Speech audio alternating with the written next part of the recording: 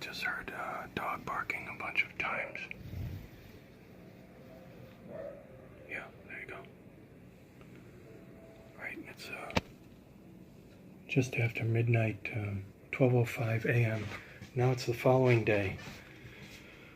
The cops still haven't come for the second time. They came earlier, but apparently they didn't talk to this guy. I don't know if they hope they could put a scare into him or what, or hope he doesn't have a gang around of thugs. Are there any thugs who aren't connected with other thugs? Any of those exist in the world? So I don't know if that's a black pit bull.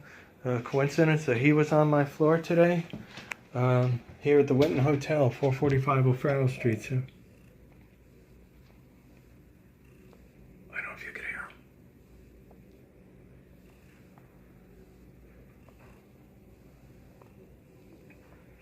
And again, we got that tuberculosis warning last week that somebody's got it. You know, we all got to be tested, including today, Monday, August 28th, or now it's Tuesday the 29th. I don't know if that ever was announced, or if, you know, it's usually just a dodge to make it seem like they're doing their job, but they could care less if we live or die. And I'm sure they'd rather have us die. Let me give you the date and time check. Of course, for me to turn on the recorder, the dog must have been barking before August 29th, 2017, Tuesday now. Weather 62 now. It was 79 and the low 58. You know, at least it was, I don't know, predicted, situated, or whatever. This is like the Shadow Riders or something. It's on Get TV. I don't know if you could see it. You know, I don't get a lot of first run TV. It's almost all repeats. Here's LAPD Life on the Beat. 22 minutes remaining on 20. Here's 20-1, Charlie Sheen Show. All the talk shows are repeats right now. Jimmy Fallon, Jimmy Kimmel, and Steve Colbert. The only guy not named Jimmy is James Corden, named Jimmy. Here's 60-1. You can see it in the corner there, but this is today's news. Take my word for it. Or, you know, now it's the following day. We just passed midnight, so this is probably rescreened from earlier today. So, it's a pit bull. You know, I can't say 100% sure, but again, you can imagine why I'm so badly traumatized by this point. And again, the big black thug that looked like Dennis Rodman type, with a baseball cap. It seemed like he was visiting my floor today, and recording of it. That was another YouTube video that was being uploaded. I gotta upload them like crazy, just to hope I can stay alive. And you know, God only knows. I've had to go to the bathroom for about 3 hours now to sit down. You know, I've been peeing in the bottles, as I think I mentioned to you. You know, too many times. There's gallons and gallons of it. It's 3 gallons. It's been like a week since I dumped. You know, that's that dog and haunting my dreams and all that. It's another gallon of urine. You can see it's very dark. That means you're not getting enough water, and I can't drink too much because, you know, even as a triple heart attack survivor, you know, I don't want to have to go out to the bathroom too much. I don't want to fill in too many gallons of water. It's already too many. This is already too much of a nightmare. And again, you know, I've contacted all officials, city, state, county, and federal, for the last 10.5 weeks now, since I was nearly murdered by these thugs last Saturday was the 10-week anniversary, and still virtually nothing. Again, the cops were here earlier, and then they said they were going to talk to the guy, and kind of made an excuse and said they had some other call to go on.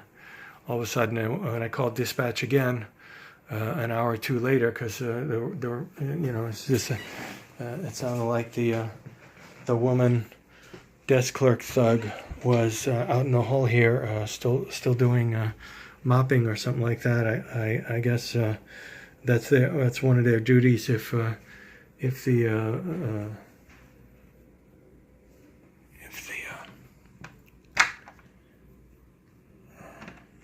maintenance guy hasn't shown up. Or janitor, that is. So, I'm terrified to go out there again. There's only 2 bathrooms. You can't, forgive my French, you can't defecate in a bottle, right? You can only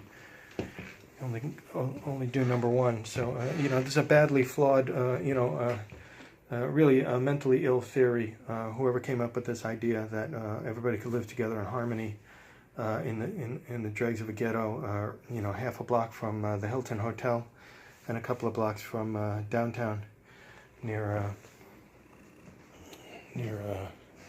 Union Square here in savage, degenerate, backwood bumpkin San Francisco. Not the sophisticated, cultured, kumbaya, mellow location that they try to project to the world. This is why I got to put these videos up there. The news is fake, as President Trump has pointed out repeatedly. It's very sad.